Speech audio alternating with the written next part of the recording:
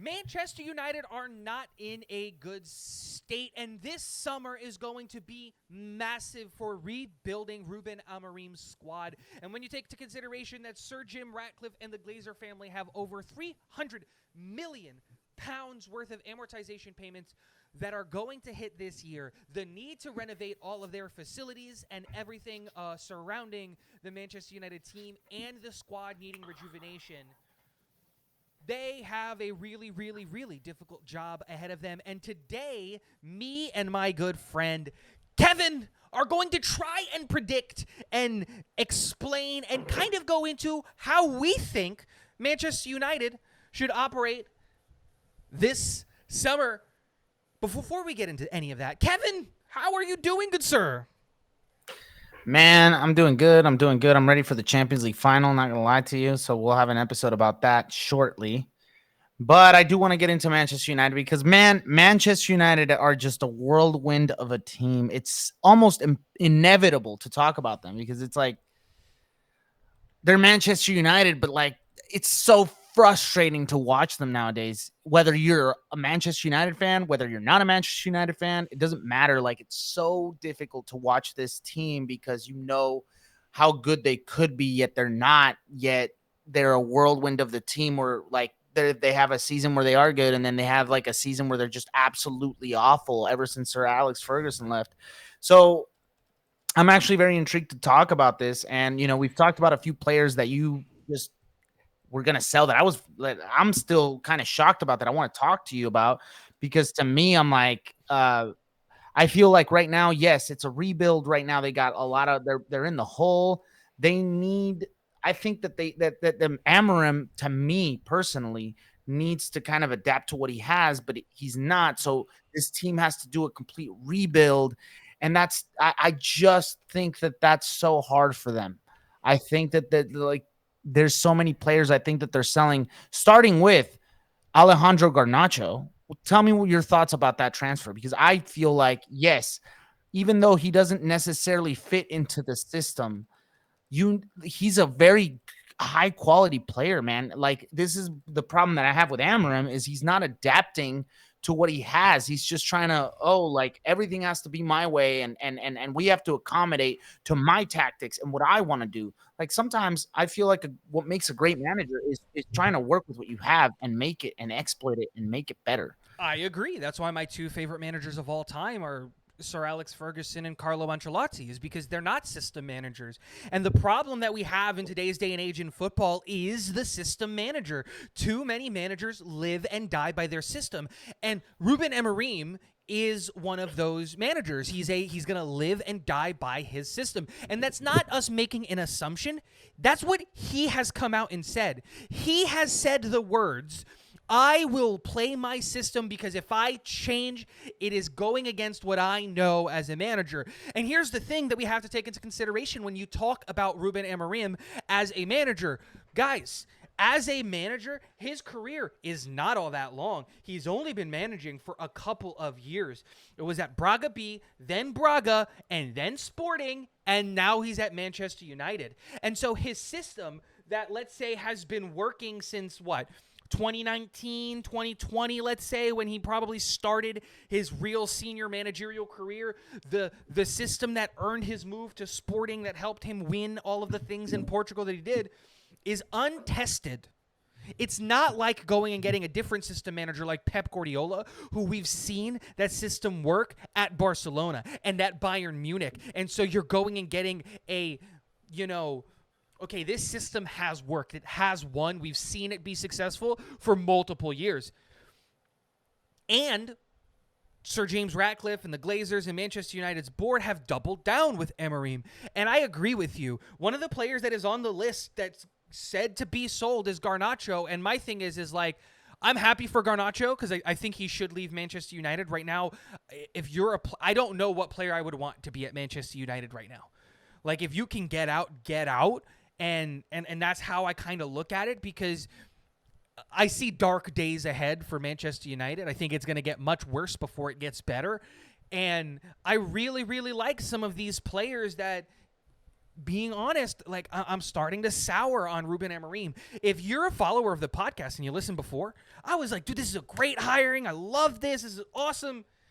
But a lot of the things that he's done, 41 matches for Manchester United, 16 wins, 17 losses, and 8 draws. It's a I think he's 39% very win he percentage. a lot of things that he does, like those little quirky things, like to me that weird thing about, oh, I have to stand all the way far back to look at the, I don't know. To me, I do find him an unorthodox manager. I don't necessarily think he's a bad manager, but I don't Yeah, think I'm not that ready to say I that think either. that to me, the fact that he cannot adapt to what he has is it's very shocking. Yes. And I think that he needs to kind of work on that, because right now Manchester United are in the hole. They're trying to rebuild this whole team. They're selling very key players that I feel like don't make sense to sell right now. And so I want to get into your list first, because I'm going to kind of play off of what you've got. I don't, I, to me personally, I would play with what I have. If we're looking at this team, there's still a lot of young talent. There's still a lot of good players. And, I get that they want to rebuild, but at the same time, it's like, there's some good players in this team. I wouldn't get rid of a lot. I wouldn't get rid of a lot. I would get I rid of the aging players for sure, because totally. we want a young, bright squad. But at the same time, like, we don't. Why would you get rid of like Garnacho? He should be your star. You should be one of your next guy. Your I I next. I agree. So And it's weird because the list that I have of players that are gone are some players that just kind of need to go. They need to find a new home. They need to find a new place. And a great example of that is Rasmus Højlund. I believe Manchester United should sell Rasmus Højlund because he just needs a new home. I think he's see, and got I'm all gonna the I'm gonna I'm potential gonna in have the to world. I'm gonna have to disagree with you on that. Like, yes, they're gonna get good money for him, and maybe he doesn't necessarily fit the system, but like, there's not a lot of nines out there. If you get a 9, you're gonna have to spend good money on a good 9. Not And yes, necessarily, they're going after Liam Delap. but let's not get into the signings, right? Okay. But like, not necessarily. You don't have to spend good money to go out and get a 9. And the reality is that Manchester United are not going to be in the market for the best 9s in the world. They're not going to be in the market for Benjamin Sesko and Victor Osimhen and Victor Györgyies because, well, they don't have the thing that a lot of these guys all want, which is Champions League football. So you're going to have to do what the other teams in the Premier League have been able to do, which is find bargain players in and around and under 30 million euros or pounds that you can bring in that is going to make your team better. Bournemouth were able to find Dean Howson for like 15 million pounds. That's who you need to be able to find. A player that they're linked with from Brighton, and we'll talk about them later because I think they should go and sign him. They found him for 35 million pounds, and now he's valued much higher. That is what Manchester United are going to need to do. But they're going to have to get rid of some of the guys that are honestly just not performing at the level that they need to and just need a fresh start. Because there's a problem with having these bad attitudes festering in the locker room. You don't want that. You got to get those players, regardless of how much potential and how good they are, can't keep unhappy players in the locker room and let it affect you. A great example of that is look at Napoli. Khvicha Kvaratskhelia and Victor Osimhen were starting to become bad attitudes in the locker room because they wanted out of Napoli and Napoli wouldn't get rid of them. And look what happened. Napoli got rid of Osimhen in the summer and sent him to Galatasaray. And in January got rid of Khvicha Kvaratskhelia. And while Kvaratskhelia is having a phenomenal time in PSG and Victor Osimhen helped Galatasaray win the Turkish league, Napoli just won the Serie A. So there's something to be said about getting rid of players that are going to be a bad attitude, because maybe they don't want to be there or something along those lines, and the team getting better for it. And so I have 10 players on my list that are going out. The total amount of money that they would be able to raise is around 335 million euros. Starting off with the goalkeepers, I think you got to sell Bayender. He wants out. He's not really going to be a starting goalkeeper for you guys. I think you got to get rid of him. And we've seen that Onana is just he's not it. You got to do something else there at the goalkeeping spot. I'm also going to try and get anything that you can for Eriksen and Casemiro. We know that Rashford isn't going to come back and play, so you can account for that money. We know that's you're going to get money for Sancho being sold, which is great because, again, that's not a player that's going out. Like, these are players that are already gone that you're now going to get money for, which is a great thing. Anthony is going to come back, and he has been a revelation at Betis, so you're going to be able to turn that around into a good profit. And then Garnacho and Højlund also going to be out. But I think we've already heard rumblings about this, and I think Manchester United should do it, and I would, and that's why I have him on the going out list. I think Manchester United should look to cash in on Bruno Fernandes this summer. They should look to sell him because if Saudi comes calling, you can get 80 million euros. I don't for him. understand, brother. Dude, I don't understand. He's their best player. And that's a problem. I need you to explain it's a yourself. problem because Manchester United's game. Do you know what Manchester United's game plan in every single game that they play right now is? Get the ball to Bruno, and Bruno will figure it out. And that doesn't work. I think you should build around that rather than it get rid doesn't of work. that. The whole mentality of the club is Bruno is going to carry us to the promised land, and that's not a mentality that works. And we have seen examples recently of teams getting rid of or losing their best players and getting better. We saw one with Napoli. They lost Victor Osimhen and Kavica Kvaratskhelia, one of the best up-and-coming strikers, like really, really good in Victor Osimhen, one of the best left wingers in the world. They just won the Serie A with Lukaku as their main striker. A team that got rid of good players and got better. PSG are now in a... PSG, can't call him that. He just won the Serie A, bro. PSG just got rid of or lost, right, Kylian Mbappe. They're in a Champions League final in their first year, moving on from him. Another example, one that's a little bit closer to heart, is like Harry Kane left Spurs, and a year later they win their first trophy in 17 years. There is a problem when your whole team is revolving around one player. And while Bruno is really good and such a key part of that Manchester United squad, he's become too big for that situation, and he's becoming a detriment. It's like what Messi was for Barcelona towards the end of it. The whole situation was get the ball to Messi, he'll figure it out. When Cristiano Ronaldo left Real Madrid and went to Juventus changed their whole system to get the ball to Cristiano will figure it out. And like, you can't operate that way. You can't have a team that just goes, we have one guy, get the ball to that one guy and he'll do magic. It just doesn't work that way.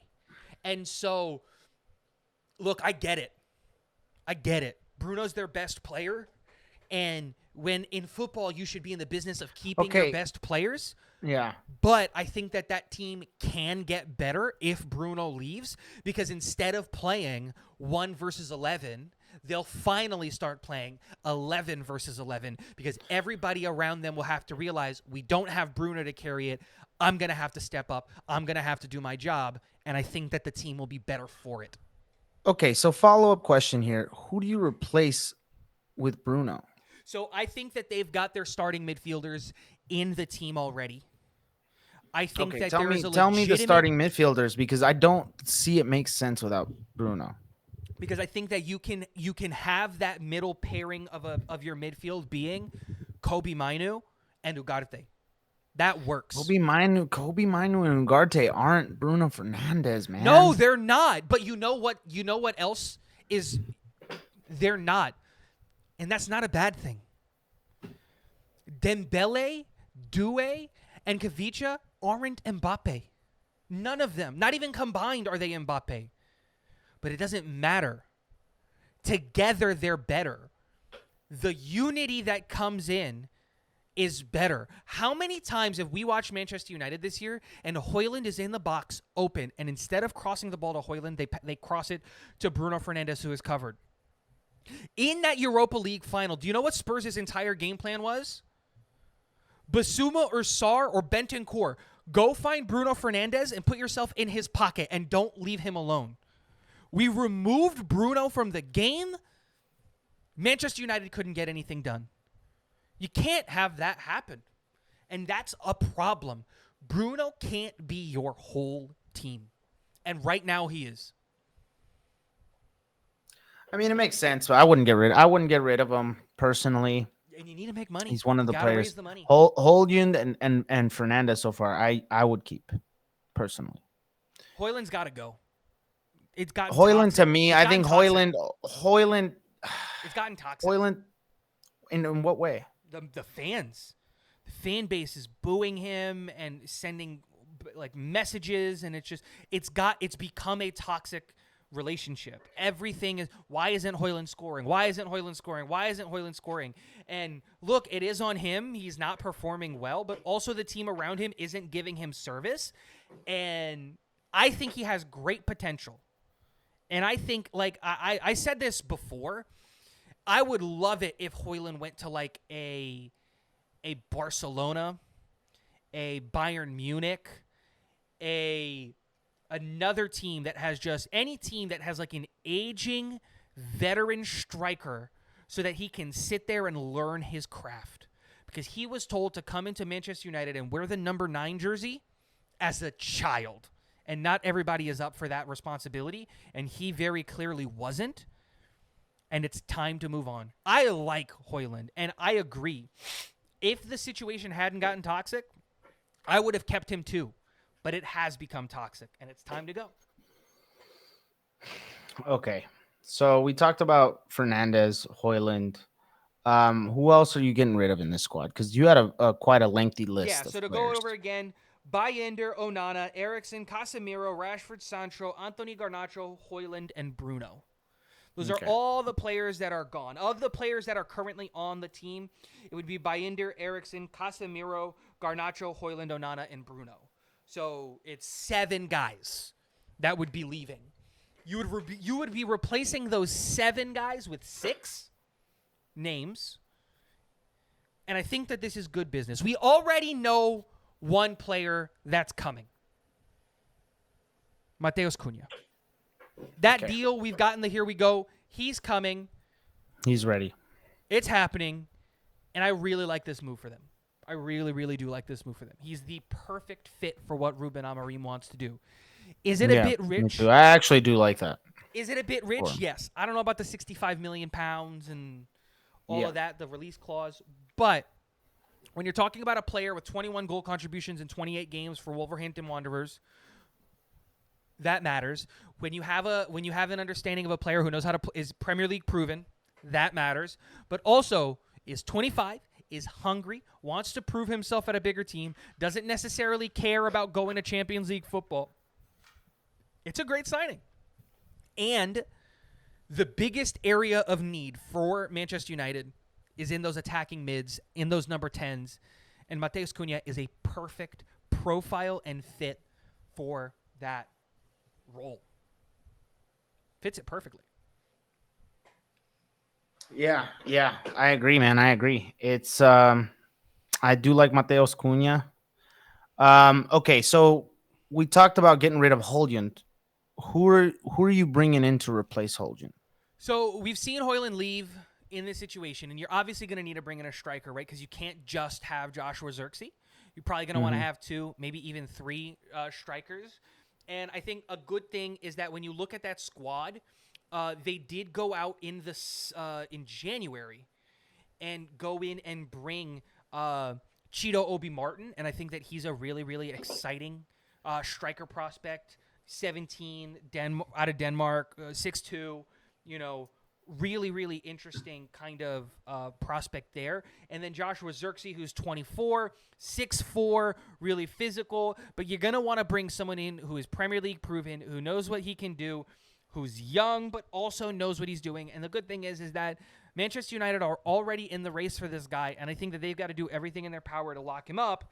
I think you got to go get Liam Delap from Ipswich Town. Look, at 22 years old and at 6'1", he has 12 goals and 2 assists in 32 games for an absolutely abysmal Ipswich side. He is the only bright spot, if we're going to be very honest here, for that Ipswich team, and he is a majority of their goals, I believe, this season. Yeah, he scored 12 of their 35 goals. He is the bright spot on that team. And again, because he has a set-in-stone release clause, you don't even need to negotiate with Ipswich Town.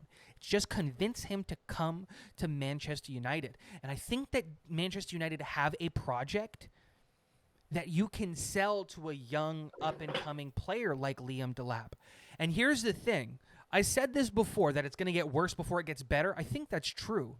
But when you get on the other side of that, let's say, struggles that United are going to go through over the next year or two, dude, he's still only going to be 24 years old. He's still only going to be 25 years old. And so, cost-effective, immediate upgrade, because obviously he's got 12 goals and 2 assists compared to Højlund's, 1 this year? Mm-hmm. And so, immediate upgrade. 4 goals, I'm sorry. He's got 4 goals this year, Højlund. Mm. But immediate upgrade, cost-effective. We're still under 100 million pounds in terms of spending, because like I said, he only costs 30. And so that is who I would get in that front line. And then I also think that they need another support in there in that attacking mid spot, because right now all they have, obviously, is Cunha and Diallo, which is phenomenal, but you need more than just 2 guys. And we did get rid of Garnacho, who was filling in that role. And I'm going to spend a little bit aggressively here. João Pedro, the attacking midfielder, who's also a striker, but more comfortable, I think, in that attacking midfield. How much is he worth? Brighton. Brighton are ready to cash in on him. He's 23 years old, and they have said that they would accept a bid for about 60 million euros for him. And so I think it makes sense. So for me, who I would get, who I think would fit his system really well? Who's that? Is Samuel. He's in Porto. He's a striker for Porto right now. Samuel Aguejoa. I think that's his name. Anyway, young kid, 21 years old, 53 million market value.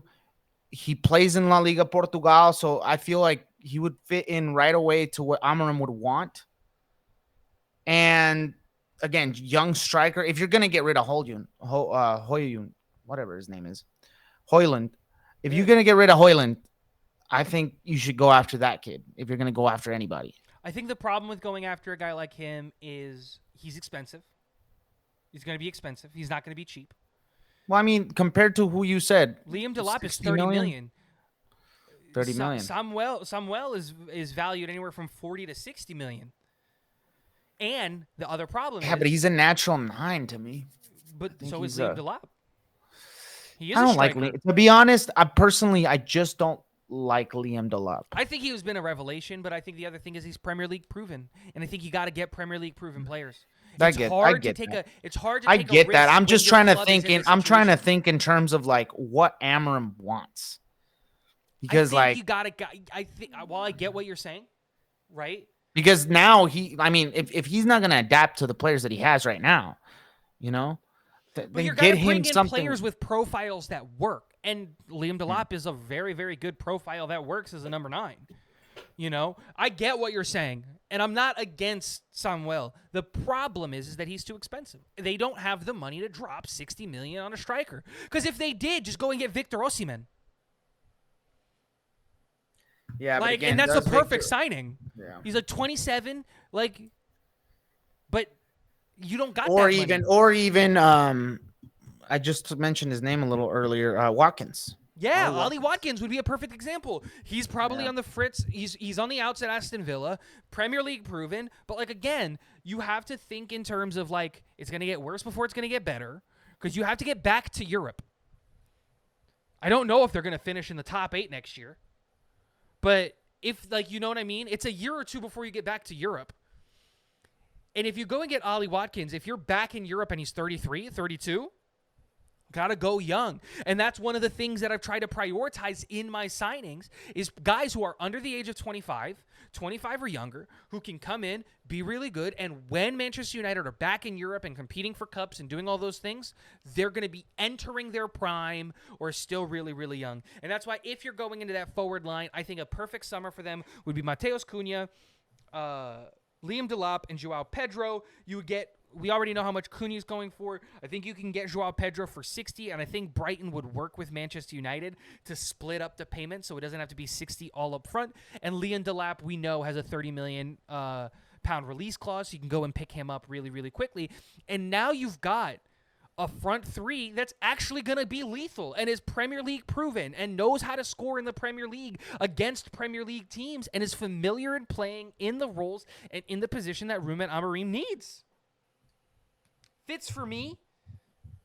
The only other thing is obviously I think that they need to get better in the center midfield spot. Right? Mm-hmm. We got rid of Bruno. That's a big hit. Got rid of Casemiro. That's he played a ton of minutes. Got rid of Eriksen. Didn't play a ton of minutes. Did you mention Dorgu? Dorgu's their left wing back. Like, I don't really need to mention him. Yeah, but like, did you want to get rid of him? No, you can't get rid of him. You got him in January. Yeah, you can't. Yeah. He's young and he's not proven and he's, got some mistakes in him and all those things. But I like him as a prospect. Yeah. You know what I mean? But then again, you're getting young. Get this team young together, playing in the same system. And in a year or two, everything is going to click beautifully. And they're finally going to be comfortable with each other. And you're going to be out of this hellhole. And you're going to be back in Europe. And it's going to work. The thing is just having the standard set or having a realistic expectation. Yeah. Don't expect top 6 next year. Yeah. That's not a realistic expectation. No. I'm building a team that can do it. I'm building. They need to really try to fight for the cups and just kind of lay low in the Champions League. Dude, I think that needs to be their priority. If you can win an FA Cup, if you can win an EFL Cup and get back into Europe, that's a big deal. Because if you win the FA Cup, you go to the Europa League. If you win the EFL Cup, you go to the Conference League. That's a way to get back into Europe. And let's not pretend like Manchester United can't win the Conference League. Chelsea are winning it with their kids. You know what I mean? They just made a Europa League final and lost to Spurs. So, we know that they can at least go far in these competitions. Get back to that competition. And the easiest path forward is not going to be top 8. The easiest path forward is mid-table and win the FA Cup. And they can do that. They knocked out Arsenal this year. They were making a run. They made a run, man. And so I think you got to strengthen the midfield. I'm bringing in 2 players into the midfield. This is spending aggressive money, but these are 2 players that are on the way out. One is a player that he's familiar with from Sporting. I think it's time for him to move to a big club and a big opportunity. It's Morten Højlund, out of Sporting, obviously. Danish center mid, 6'1", right-footed. You can get him for around 50 million euros. I think that's a move that makes sense. And the other player, he's already been linked to Manchester United. I would love this signing for them. He just screams, in my mind, Manchester United player. And that's Ederson out of Atalanta. I'm sorry, not Atlanta. Atalanta. I just realized I've signed 3 Brazilians in this mock summer. But it could just kind of Mateus Cunha, Ederson, and Joao Pedro. But okay. Ederson makes a ton of sense. He's familiar playing with a back 3 system, so he knows what it's like to be in that pair in the midfield. He was a part of a really, really, really good Atalanta team that just got 3rd in the Serie A and is trying to get out of Atalanta. And I think that if you're looking at now you've got a midfield rotation of Ederson, Kobe Mainu, Ugarte, Højlund, Toby Collier. You've got some players in that midfield now that you can start throwing different looks and different kind of situations and different Now you can, because that's one of the things that he did at Sporting that he can't do here in United, is he had midfield pairings that he would use for different teams and in different situations. He doesn't have that now. And by giving him these different profiles in the midfield with Kobe Mainu, Ugarte, Hoijman, Ederson, and all these things, it gives him the ability to get more defensive, get more attacking, get more ball progressions, get whatever it is that he can do. He can find the pairings that work there in the middle. And then the last player, you got to get a goalkeeper. They've been linked to him before. I think you just go get Andre Alunin out of Real Madrid. He wants out. Real Madrid are willing to accept 25, 30 million pounds for him. Just go and get him. Can play with the ball at his feet. Knows what it takes to win. He was a big part of the Real Madrid campaign that won them the Champions League 2 seasons ago. Like, immediate upgrade over Onana. Manchester United fixed. That's fixed. That's fixed to you. That's I think fixed. I like a lot of the stuff that you said made a lot of sense, and I do feel like, I mean, Manchester United are looking to get a rebuild, so a lot of the stuff that you said is made us a lot of sense because of what they're looking for. Now, if I were to look at this team, I would get rid of like a lot of players like Kase, Evans obviously is retiring. I would get rid of like, I don't love Lindelof, so I would go and look for another center back personally, because I think Lindelof is just makes a lot of mistakes. I wouldn't get rid of Garnacho. I wouldn't get rid of a lot of these young guys that are just there right now. And for me, there's a lot of players. Anthony back with open arms and Personally, find a way to get him to work. But I just don't think he works for the system. I don't think so Unfortunately, either. I think it's fine. I think they're fine with like having Mazraoui and Dorgu. I think those are good players to play in those wings. Now with the addition of Mateus Cunha, they have more options in that little double center attacking mid that he does, The two which I like. Personally, striker, I think, yeah, Liam Delap, fine. You know what I mean? To me, I wouldn't sell Højlund, but I get like if at this point, and I haven't watched Manchester United enough to tell you if how toxic it is between him and the fans, but if it's as toxic as you say that it is, then yeah, definitely sell him and go and buy yourself. I would want Samuel because I feel like it would fit, but if he's too expensive, Liam Delap is a great option. I do feel that's good. I also really like, and I think we've mentioned this player before that I think that people are really sleeping on is the guy that plays in the Serie A. Rutegui Right now, isn't it? Think so. Does he play for Atalanta? Yes, Let he me does. see. Yeah, Retegui. We've talked about him before, and he's cheap. I feel like he's a great option. Or even Moise Kean, man. Moise Kean, to me, I think is a very overlooked player. So I would get any of those guys. I don't love Liam Delap. I don't know why about him. Like, he just doesn't seem like he's got the strength to play in that 9. But then again, I don't know what I haven't really dissected Ruben Amorim's like system per se. So I couldn't tell you exactly the kind of profile player he needs at the moment. As far as center backs, because you want to replace Lindelof, I think that if you get rid of Lindelof, you'll be fine. Because you still have center backs. Yeah, you've got plenty of center backs, so you don't really need to buy a center back. So I think that's it for me. I wouldn't get rid of a whole lot here. I definitely would try to cling on to players like Garnacho. I would try to cling on to players that have so much potential. So for me, I wouldn't go as far as to make a whole rebuild, but to like try to kind of adapt to what you're at. But again, yours, I think, makes more sense in the sense of what Amorim, the direction Amorim wants to take with the team is like scratch everything and get in these new guys. And I think you made a lot of good signings. And I think that's kind of what the club needs. How many of these guys have But been like, how many around for times do so they need long? it, bro? No, but here's the thing: they've never done it.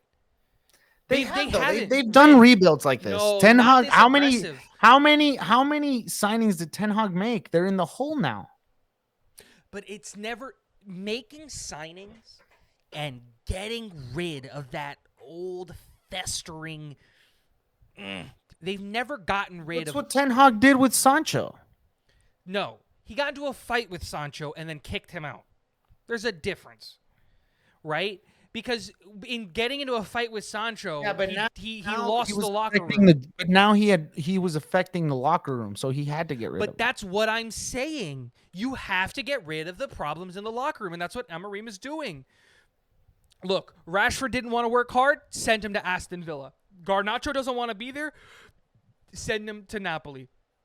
Højlund has been working hard, but has gotten toxic and he's not getting the job done. Send him to Atalanta. Who cares? You know what I mean? Hey, Bruno has been here, but he's gotten the scars and the wounds of being at Manchester United over the last couple of years. Get that out of there. You have to, this is why I even considered about getting rid of Harry Maguire. Because like you said, you don't need to keep a lot of these. They have so many center backs, right? There is something to be said about getting rid of the players that know what it's like to lose for Manchester United and getting rid of that kind of losing becomes a habit. If you lose, losing becomes a habit. And that's the thing is you got to get rid of the people that are used to losing in Manchester United jerseys. And I'm not saying that my list is that. That's not what I'm saying. There are players that fall into that list. Sancho, Rashford, Eriksen, that all they know is losing at Manchester United. Right? Onana, all of that. Some of these players just need a new place. In Anthony. We did talk about Onana, right? Not really, but what do you got to say? He's one of the worst goalkeepers. Well, I know, but who are you bringing in for Andrea Onana? Lunin. We talked about Andrea Lunin. I think that's actually great, Dude, and he's I think 26. him. I wouldn't get rid of Onana though. I would have Andre Lunin with Onana kind of switching off. You can do that. You can do that too. That's what I would do. I do think that Lunin would be a great signing for Manchester United. I just think that you got to get rid of Onana. Get 100%, 100%. And it doesn't even have to be and Lunin. At this point, he's a meme for Manchester United. But that's what I'm saying. But then You know Harry what I'm Maguire saying? was also that at some point. But that's what I'm saying. Getting rid of some of these guys that are just negative auras in that locker room. Dude, sometimes you just got to get rid of a guy, regardless of how good or how bad he is. I think you guys are better for getting rid of Dembele. Because he was getting toxic and with the fan base and all of that stuff, and he wasn't working hard and blah, blah, blah. And look, you guys have won La Liga and all of that stuff since he's left. He's happy at PSG and all of those things. Sometimes you just need a clean break. Sometimes you got to break up, and it's best for everybody. And, unfortunately, Manchester United is in a toxic relationship with a lot of their players. Tell me about it. Dude, it's an abusive relationship right now. And I don't know who's abusing who. If the players are abusing Manchester United or if Manchester United is abusing these players or if it's a little bit of both. But, guys, let us know in the comment section. Because yeah, make sure you hit the subscribe button, hit the like. Let us know what you guys think about all the things that we talked about. Because United are such an interesting situation. Yeah. Do they need a massive overhaul? Do they not need a massive overhaul? Do you go conservative? Do you go aggressive? What do you do with Manchester United? I'd love to hear all your thoughts. Like you said, hit the subscribe button. His name is Kevin. My name is Tigo. This is Tactical Foul. Get the hell out of here. Yeah.